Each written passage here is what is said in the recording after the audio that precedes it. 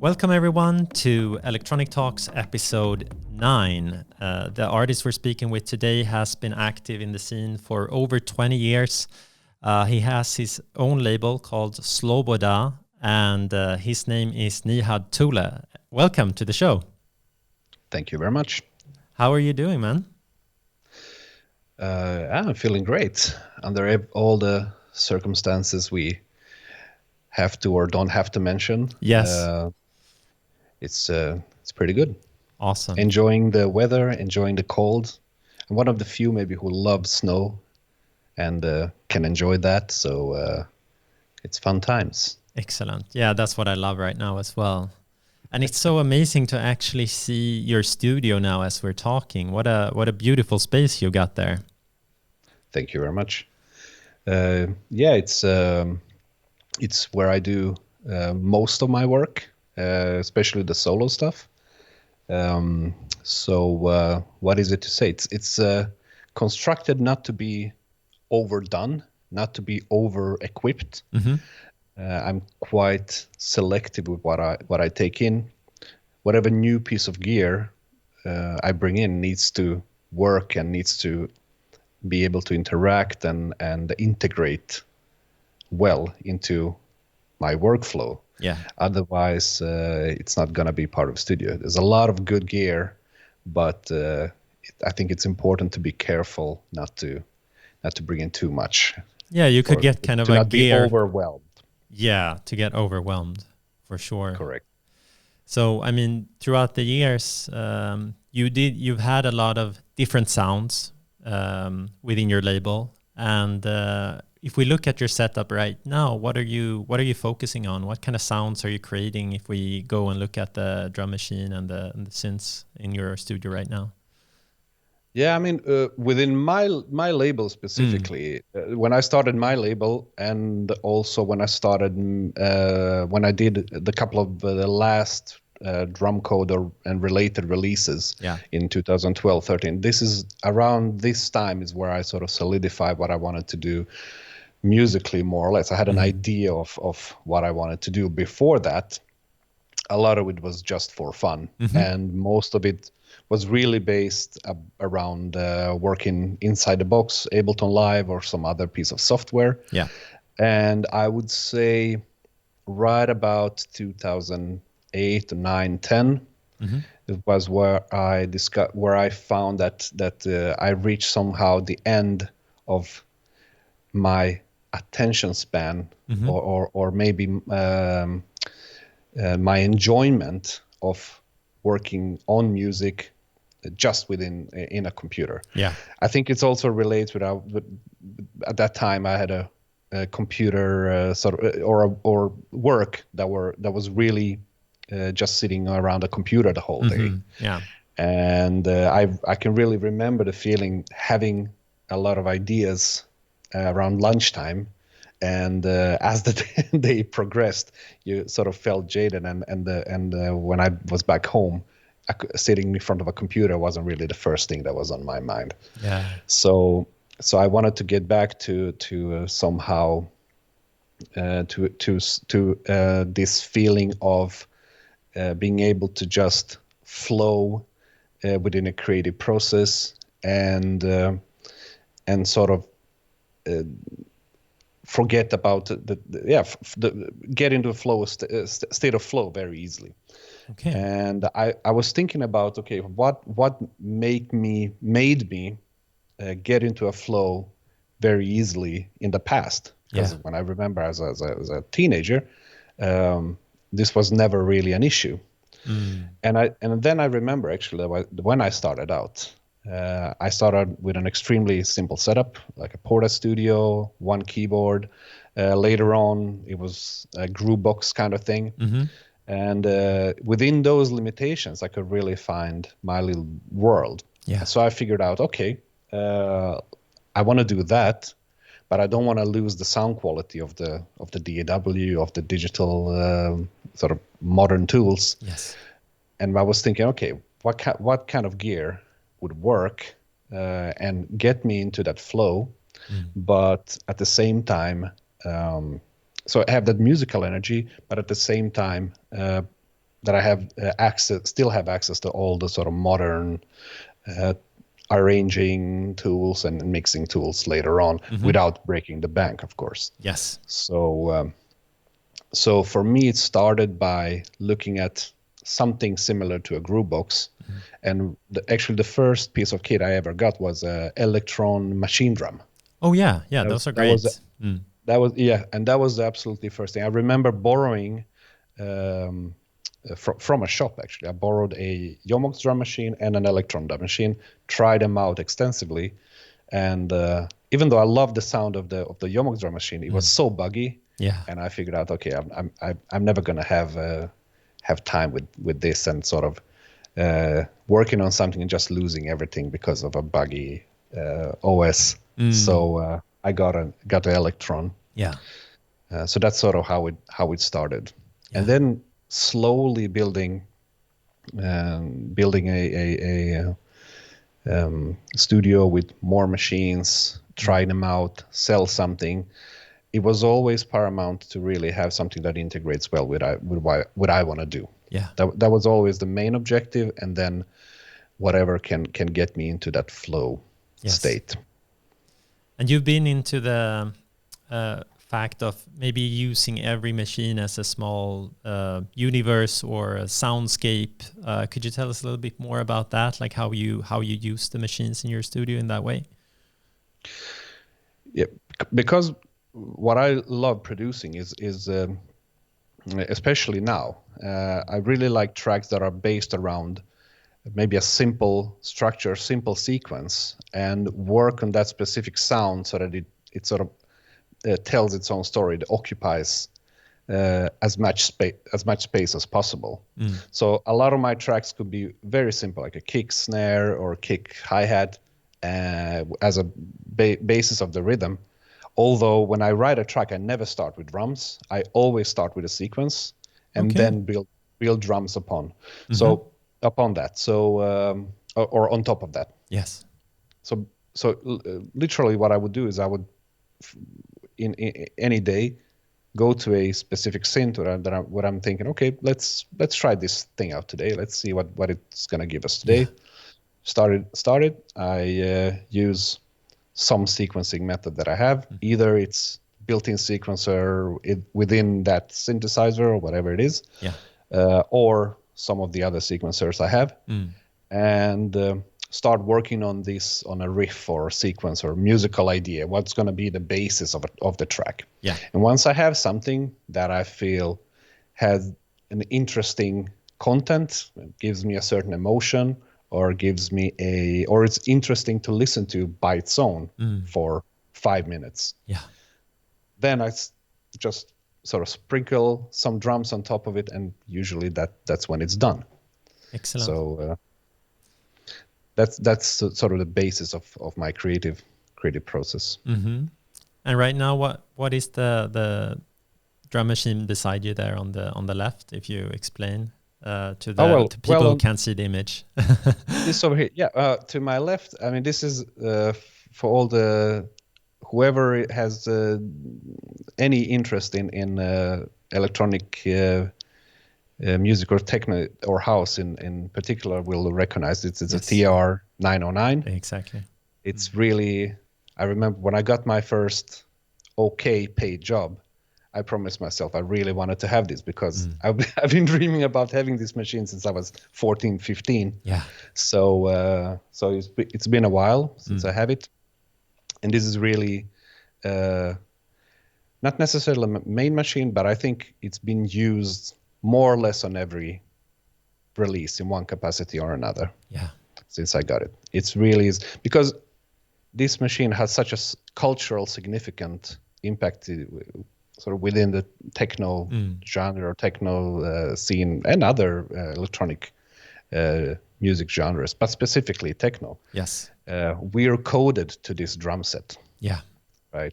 Exactly. It's so recognizable. Yeah. So you can really, if everything else in a track is alien, you can bring people home with this. Exactly. Right? So. Exactly. And there, further back behind you in the studio, you've set up a rack, a Euro rack. Is that correct? Or Yeah, correct. Let's see if I can. If you'll hear me if I turn my head here. Yeah, exactly. Yeah, there it is. Yeah. So it's a Euro rack with a lot of modules from a lot of different vendors. Really a mishmash with from favorites, and this system is also something that similar to other things in my studio is something that has evolved very slowly over the years. I started with Eurorack in 2010. Yeah. With just a few modules, one oscillator, one filter, one envelope. Some of these I still have. Some of the very early ones, and then it was an exploration period, right? Yeah. To see, okay, what do I want this system to be? He started off by giving me, okay, I wanted it to be the ultimate mono synth. Yeah. And so I started building upon that, trying different envelopes, trying different filters, really to see, okay, what is it that I like? What is it what kind of sound do I want to produce with this thing? And then over the years, it's changed. It was two smaller systems at one point as well, but the current system, the idea of the current system is that first of all, I didn't want to put any drums or any kind of. I didn't want it to be a groovebox. I just wanted to be a really advanced synthesizer where I can make sequences with a lot of subtle movement. Yeah. So there's a lot of modulators there. And plus I wanted to have a lot of flavors when it comes to filtering. Yes. So there is that as well. There's maybe 6 or 7 different filters, which really is the thing. A filter is the thing that really makes the sound. It gives it the character. The oscillators, which for those who don't know are the primary sound source in a synthesizer, and particularly in a modular synthesizer, they mostly sound the same, especially the basic ones, sawtooth, square, those kind of waveforms. Yeah. It's the filter that gives it a character. Exactly. So this system is very filter heavy and gives a lot of flavor, and it lets me experiment with a similar sound, but it can give me. It gives me the option to really explore colors within the same sequence, so to say. Yeah. Excellent. No, it looks like a really inspiring and fun setup you've got there. Yeah, plus one more very interesting thing for me is that I chose not to have modules that have any menus or anything like that. It's really one knob per function, very sort of ergonomically laid out. Yes. That was also important. A lot of because there's so much out there and so many good modules. You really have to decide what will be sort of your framework, your frame of where you're gonna what kind of restraints are you gonna put in it. But if you don't do that, it's never gonna be. You're never going to be working with it creatively. It's just going to be buying another module. So it's about finding some kind of discipline in it all, even when buying gear, I would say. Yeah. How do you work in the studio? Do you have like fixed work hours, or do you go when you get the feeling, or how do you actually work with creating music in the studio? I totally go when I get the feeling. I try to do it on a regular basis. Yeah. And I think that this is also where I become really productive, but I don't have any specific hours. Sometimes I can try out and I see for 1 hour, or I work for maybe 1 hour or so. If I don't feel like I'm in that space where if I don't feel that I get any ideas or anything that I produce, it makes sense or works, then I'd rather stop, maybe go out for a walk, eat something, and try it the next day. Yeah. But I think it's important to at least, if you can't do it every day because of other obligations, work or whatever, still try to do it somehow on a regular basis. Yeah. Right. So that's sort of my idea. Try to do a little bit every day. Yes. And I see you also have a lot of records in the studio. So I guess Yeah. you listen and get inspiration as well in there. Yeah, but it also comes from my DJing. Exactly. I and I and I would actually say I'm a okay producer, but I think even more I'm really focused on my DJing, because I see really that there is an art to be explored there. Even though Definitely.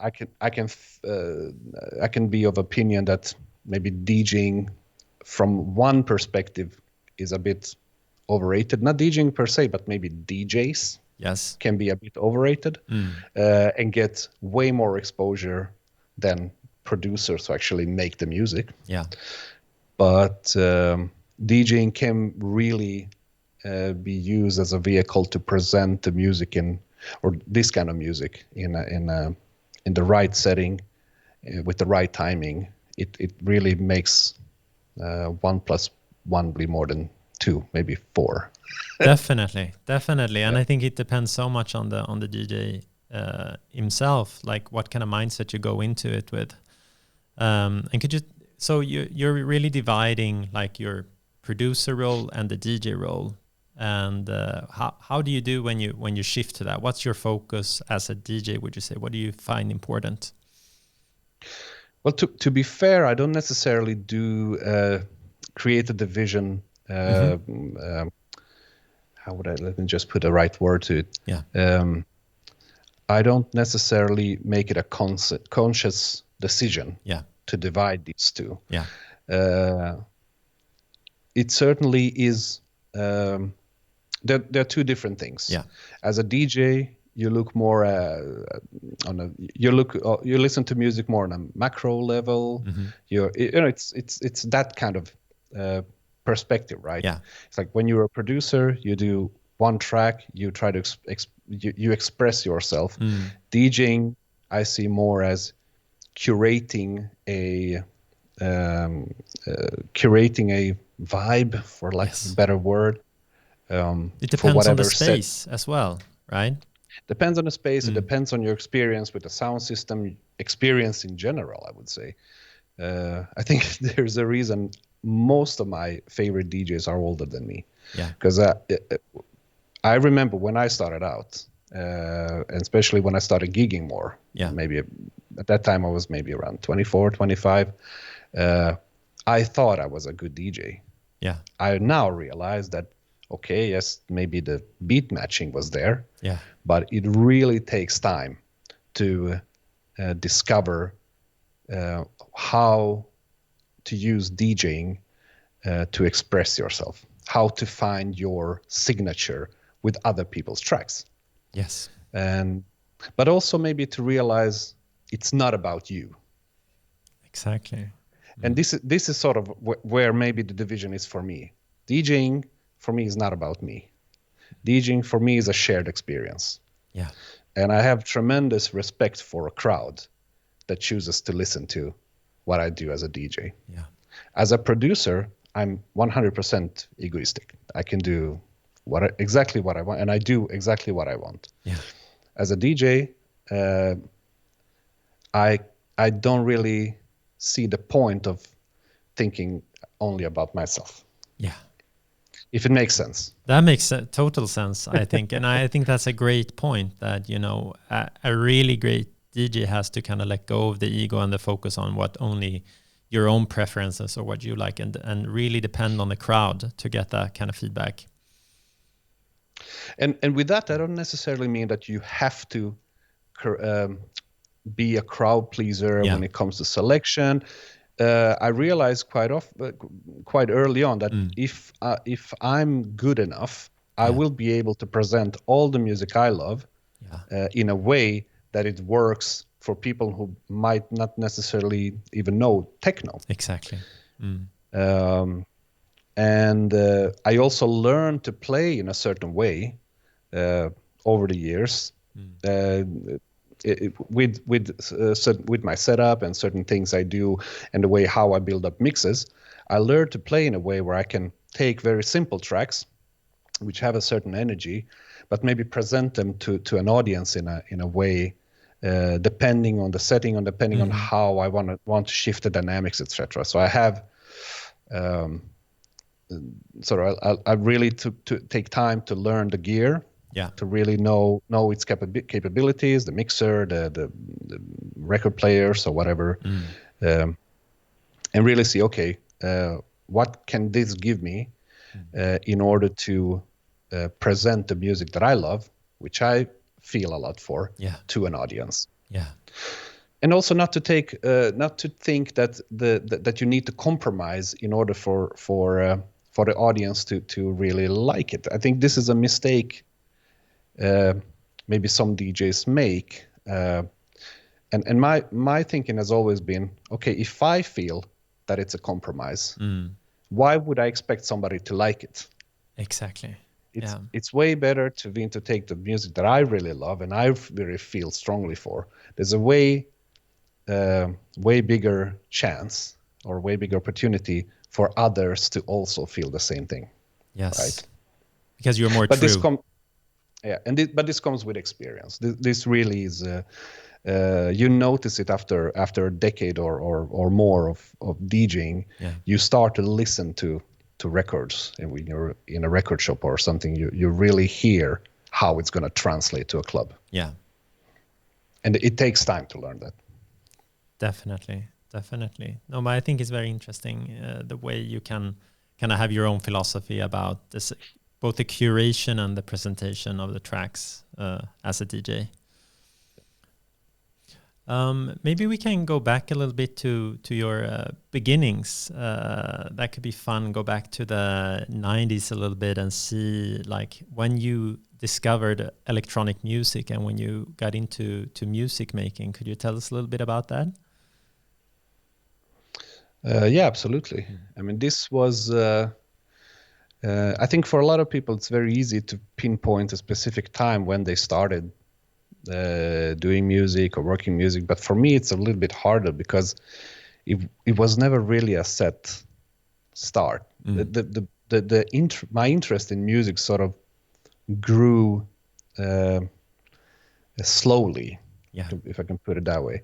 And I didn't mention this earlier, but actually my first ever release, if you can call it that way, was actually a cassette that my mom recorded with her with the children's choir.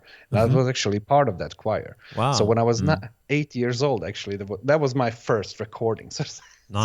Nice. I don't have it, I'm afraid. Maybe my mom knows how to get, but if somebody is a really serious collector of my music, they should try to find that thing. Yeah, that's the ultimate holy grail. Yeah, but then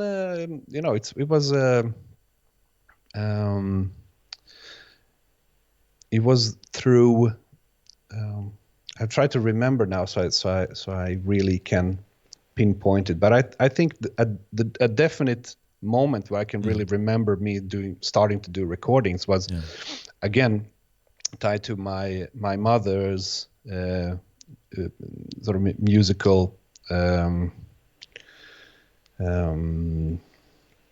what she was doing with music in the mid 90s. So she had a women's choir. They were singing traditional Bosnian music for a Swedish or for an audience in Sweden, right? Yeah. And I remember at that time there was my mom's keyboardist, the keyboard player. He was commuting from Stockholm to Norrköping, where we were living at that time, to practice and to play, right? And there was this specific. I remember a moment where he had some issues with his keyboard. I think he tried to set up a split or a layer or something, and he didn't really understand the menus. And I think me as a kid looked on it and I was like, yeah, but I think you're doing a mistake here. And I managed to somehow fix it for him or set it up for him. And he was happy about it. So I was like, you know what? Is it okay for you if I leave my gear at your place? Yeah. You can use it whenever you like. And really that was for me what sort of maybe not kickstart the interest, because it was sort of in it's weird to say, it was sort of in back of my mind, but it was something I always wanted to try to do, like produce music. And you have to imagine, this is at this time I was maybe 12, 13. Yes. And this gentleman, he left his gear at our place for many months, and it was a Ensonic, I think it was an Ensonic SQ1 synthesizer that didn't even have a resonant filter, but it was good enough for me because I didn't even know what a resonant filter was. Yeah. And it was a simple Yamaha drum machine, something, and a 4-track cassette player. Yeah. And that was it. And it was more than enough for me to get started and record some very early demos. Amazing. And I also, when we discussed before the recording here, you mentioned that you also found a lot of inspiration around this age from the local library, even.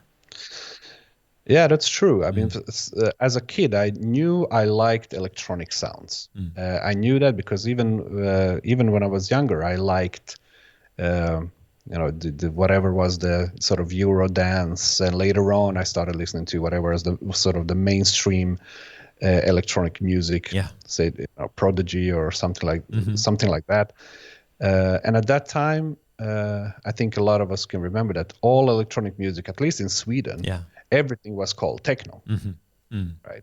So I realized, okay, that techno is probably what I like, because everybody calls techno. Yeah. And so because my parents couldn't really afford buying me records or CDs or anything like that, not that I would know what to buy regardless. Yeah. And there was no real record shop in Norrköping, especially not for techno music at that time. So my resort was to take my library card and check out whatever was available there. Yeah.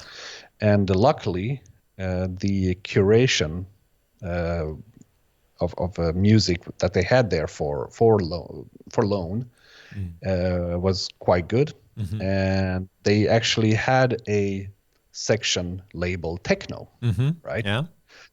And I would think, okay, yeah, techno is something I like, so I started browsing and just picked randomly a couple of CDs that based on aesthetics, right? I like the cover or something. That was it. Yeah. And through this, I discovered what was the techno that I needed to discover, right? Yeah. So I can really remember the early Svek records, because they had a Lord to Svek compilations 1 to 4. Yeah. This was really, really interesting. I can still remember listening to that when I was at that age. But also music from Luke Slater. I was really fond of the Freak Funk album, and to this day I play a couple of tracks from that album. The track Purely is a real favorite for me. I love that, and I can really, if somebody doesn't know what it is, please check it out. And I can also remember records from the Warp catalog, and especially a record that was some kind of anniversary for some kind of Warp anniversary, where they had made a compilation of Detroit techno, Chicago classics. So through that I heard Juan Atkins, I heard Mr. Fingers, I really remember, and some other things, compilations like Transatlantic Express, etc., etc. So the curation there was really cool, and later on I tried to find out who this person was who worked at the library, because obviously, at least at that time, it really made an impact for me. It gave me a window into a musical world that I've never really thought existed. Right? It was like, okay, this is not. I remember thinking, okay, this is not really what I expected, but damn, this is better, right? Yeah. And an amazing introduction. Yeah, Mm. I mean, a bit unusual. I mean, it would have been way easier just to hit up a Spotify playlist, right, Yeah. with techno. But it was really hard to find information and find music, Yeah. especially if you're not in the age where you can go to Stockholm to clubbing, etc. I mean, Yeah. this was around the time later on, Docklands was around and everything, but I was still too young to go to those clubs either. Yeah. Right about the time when I was in the age of being able to go to clubs, the whole scene was dead in Sweden. Oh, yeah. Yeah. But so can you tell so I us? never really experienced that. Yeah. No, you didn't get that. Be part of No, that wave. Mm. no. It was a bit too. I was a bit too young for that. Yeah. Yeah. So could you tell us how you got your first introduction to DJing and the concept of DJing? I mean, in a way, it's similar to the library story. I think at that time we went to these sort of community. How do you call fritidsgård? Yeah, some kind of community place for children where they can go after Yeah, school, or yeah. Mm. I think it was the local KFUM, Hmm. sort of YMCA. Yeah. It is YMCA, right? Yeah, probably. Yeah.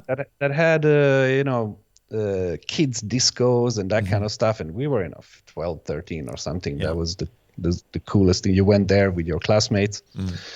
and I can really remember there was somebody standing there and doing something and pressing some buttons. I was like, what the hell is that thing? Mm. And I think I asked them, hey, is it okay if I try out that? This was some other day, not really any any event situation or anything, just sort of to try it out. So that was sort of at that time, I think, you know, 6th, 7th, 8th grade, Yeah. where I discovered that there was something called DJing, right? Maybe a bit earlier, Yeah. but I didn't really have any opportunity to do any of it. I didn't have money to get the gear. My parents didn't have money to get the gear, so it took a while to actually get the opportunity.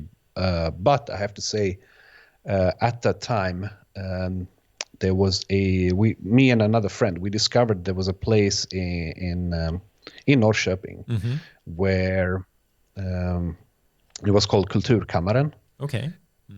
That had that had DJ gear, which you could access by becoming a member, and then you get your schedule, you get access to a room with a DJ rig, and you could practice once or twice a week.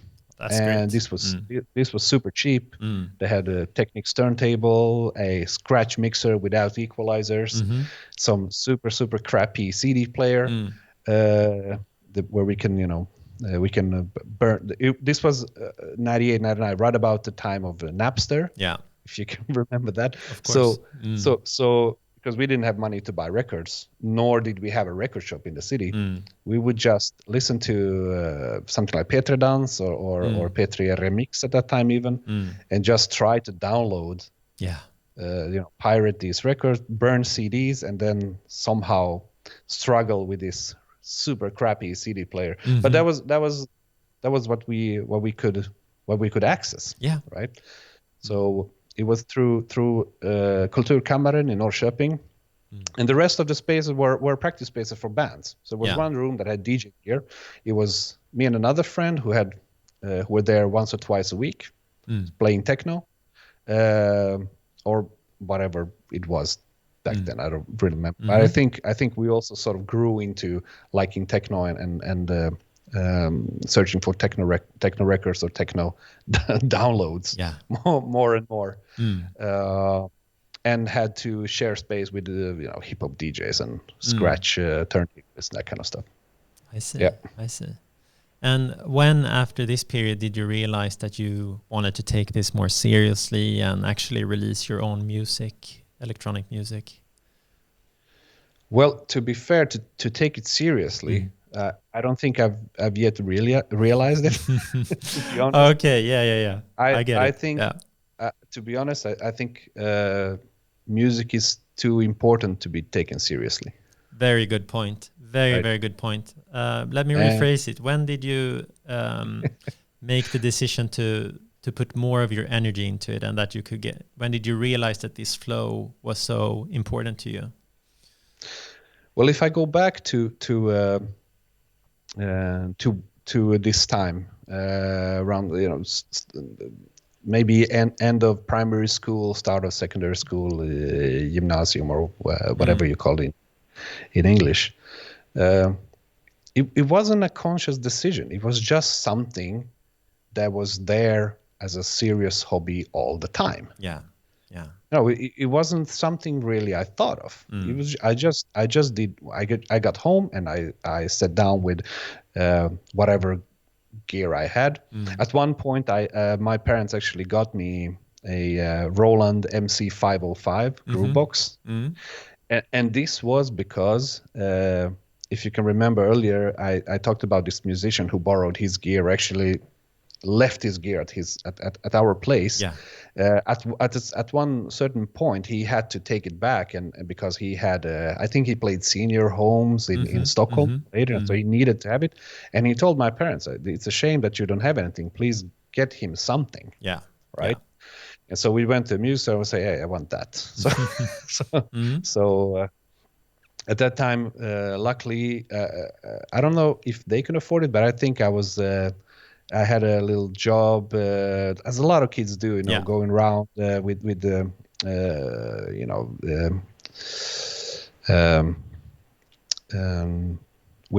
adverts and that kind of magazines and whatnot. Yeah, exactly. So it took me a couple of months to scrape up a couple of some money.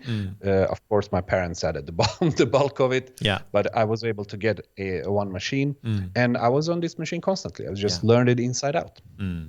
Right. And there was never really a conscious decision. What happened was is that it got more and more popular or just having communication over internet got more and more common.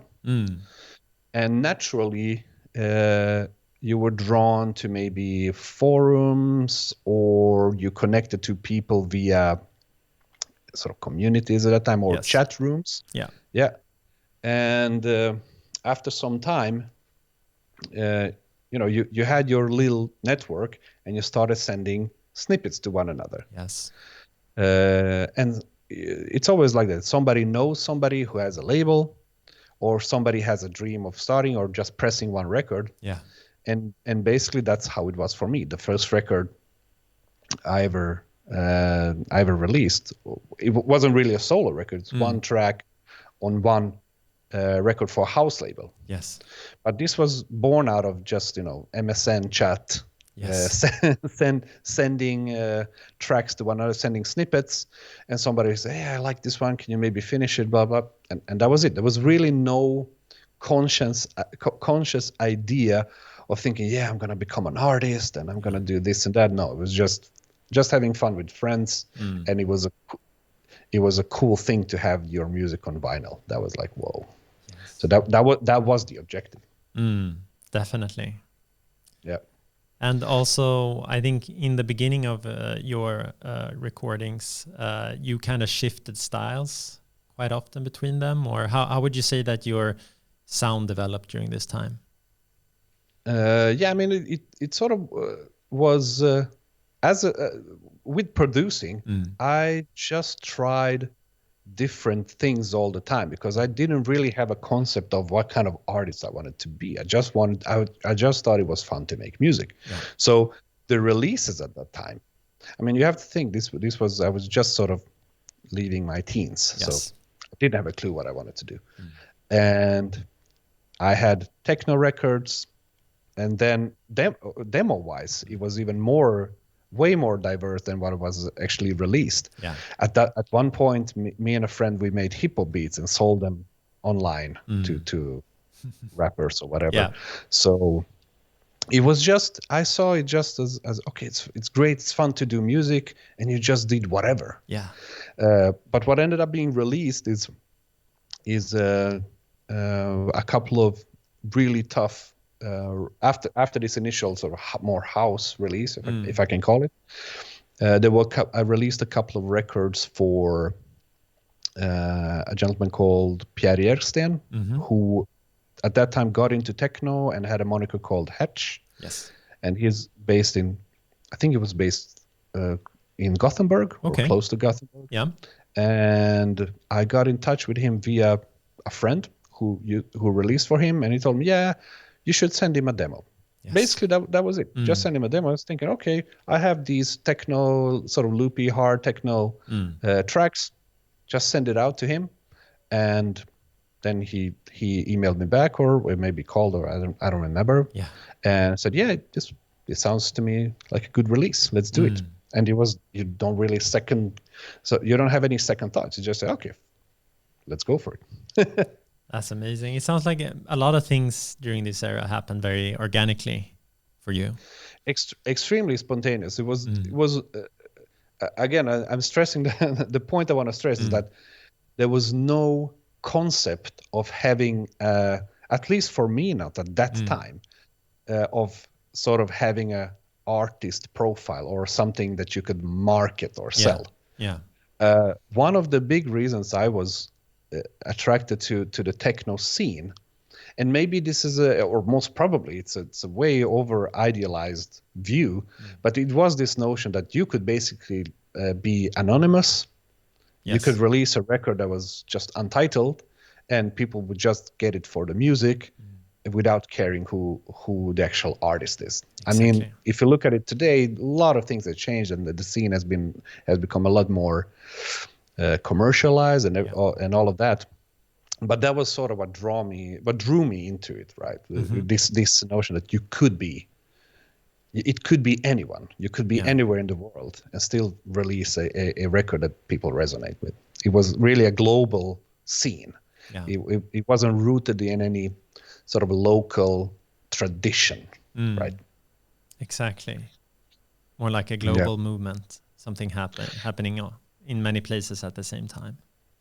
Yeah, yeah. Somehow, I mean, if you look at it historically, it's really an interesting time. Yeah. That we've been through. Yeah. And many people will know you also for having your own label, Sloboda. Could you tell us a little bit about the origins of Sloboda and why you found it important to create your own label? Yeah. So right before starting Sloboda, I had a couple of releases for Drumcode Records, which I think a lot of people know. Yeah. And my journey with Drumcode started, I think this was 2007 or 8. I shifted my sound towards more sort of, or at least I started producing more of these sort of things that were popular in the scene then. It was more maybe minimal sound, lower tempo. But I found that, okay, this was interesting. A lot of interesting productions came from that. It was something new. And I got a lot of inspiration from those early records. Yeah. So I started doing that and made a couple of tracks to get solo, but also with my friends Lars Johansson and Nima Kok, who I know, and which ended up being released by Adam Beyer via his True Soul label, which is a sub-label of Drumcode. How did you get in touch to begin with? Super simple. I just sent a demo to info@drumcode.se. Okay, great. I didn't have anything really, any other contact or communication with anybody in Stockholm, really. Yeah.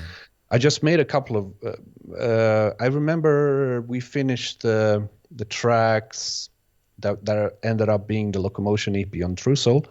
And I sent it out to Pierre first, and he said, "Nah, this is not really my sound." He was still more into the tougher techno. I was like, okay. Then I thought, okay, who would I send it to? Yeah. And for me, like, let's go with Adam Beyer. I mean, why not? Yeah.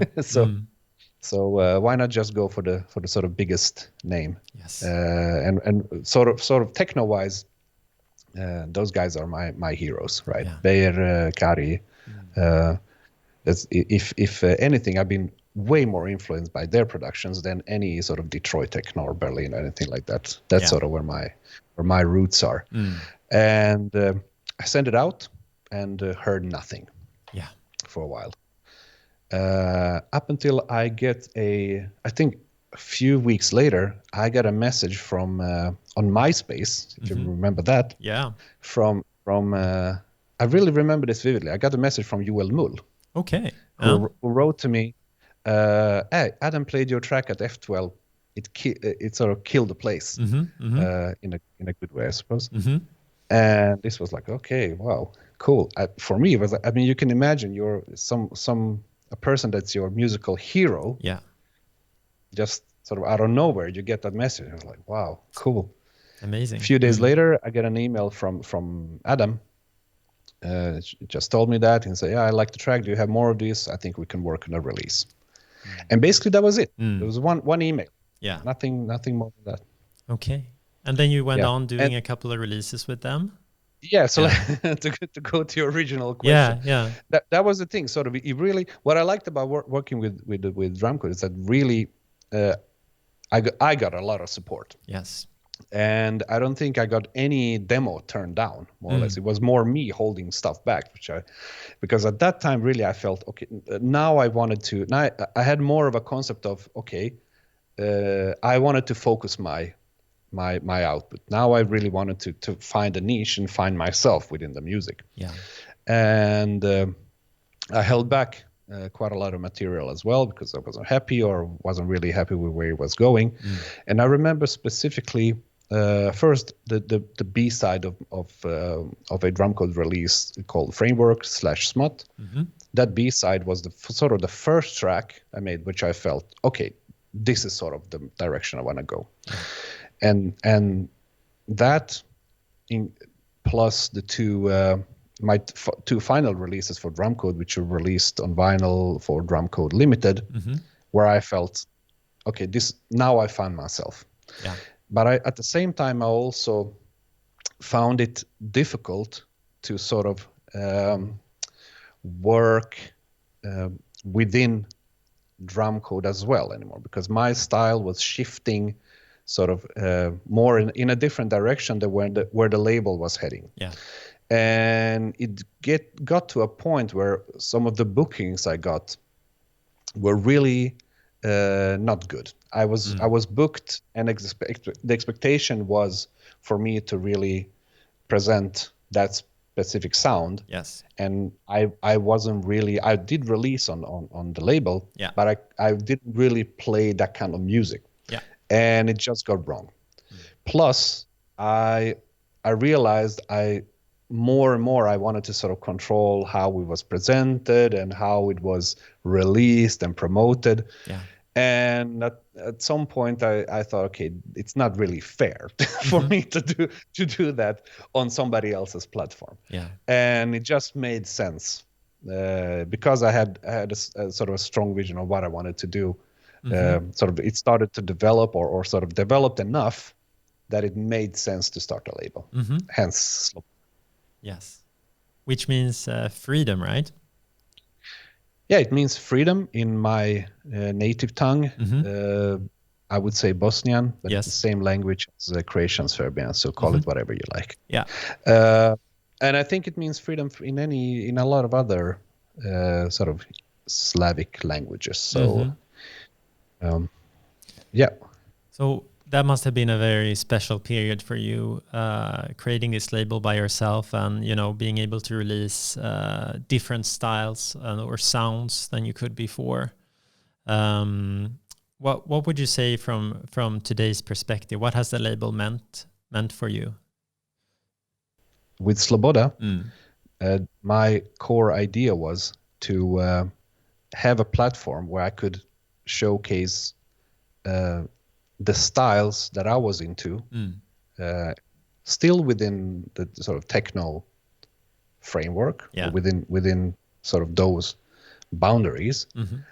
But I thought it was free.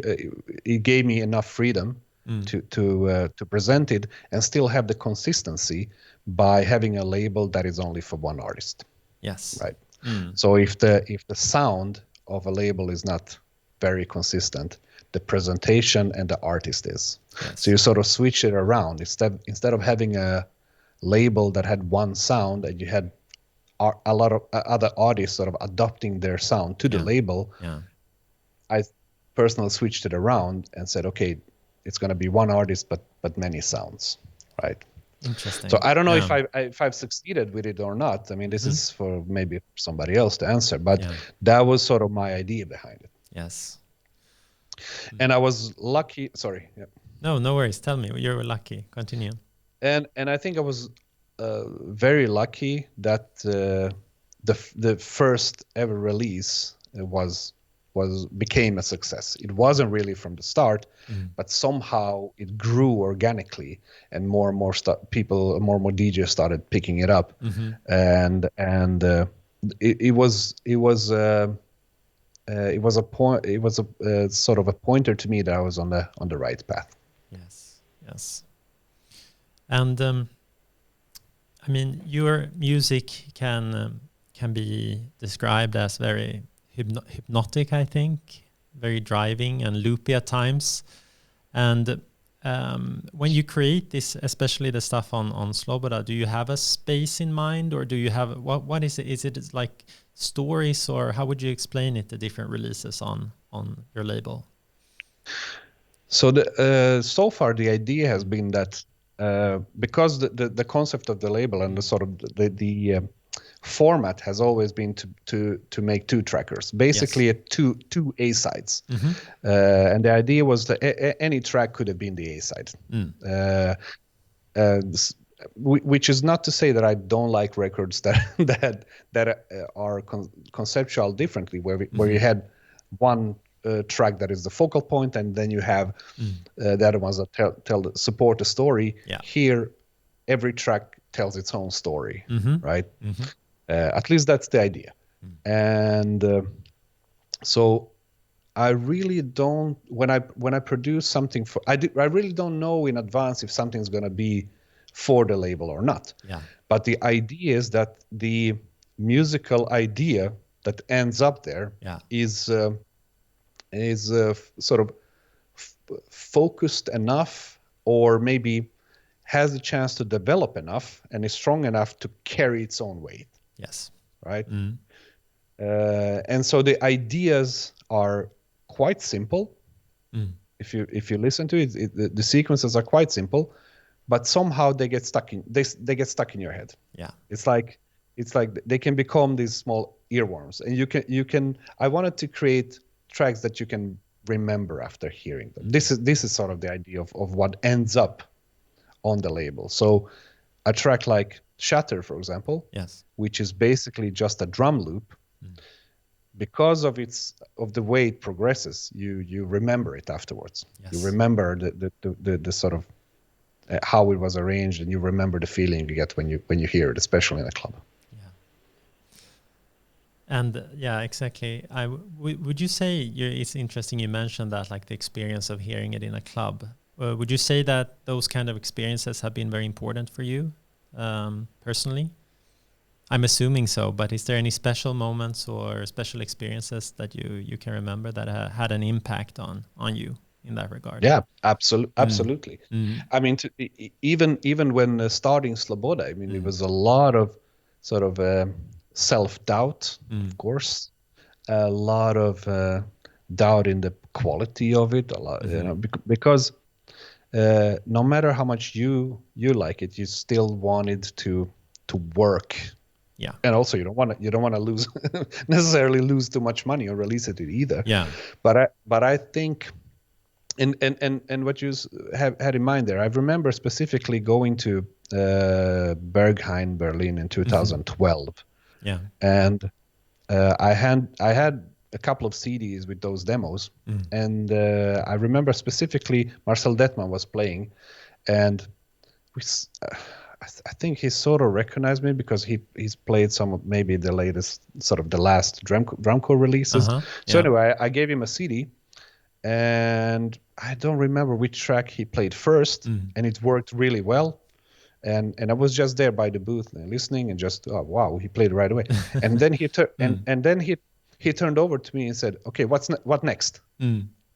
Which it was like he had like my CD in one of the in one of the decks, Oh just my right God. away. Yeah. I was like, shit, what's going? I thought he was gonna take it, listen at home, and maybe Yeah. play later. No, Yeah.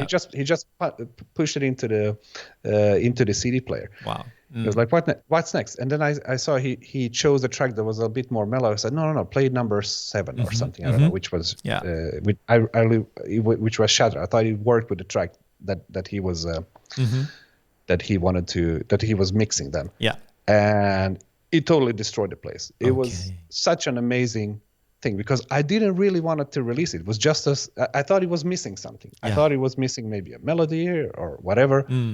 But that was the first time I heard Shattered in Berghain. And to me, it was like, okay, this is going to be the first release. It was really that obvious, Wow. right off the bat. What an experience. What a memory. Yeah. Yeah. And it was really, as you said, it really gives you a different perspective, hearing something at home, in the studio, somewhere else, when you hear it in a proper sound system. Yeah. For an audience. Yeah.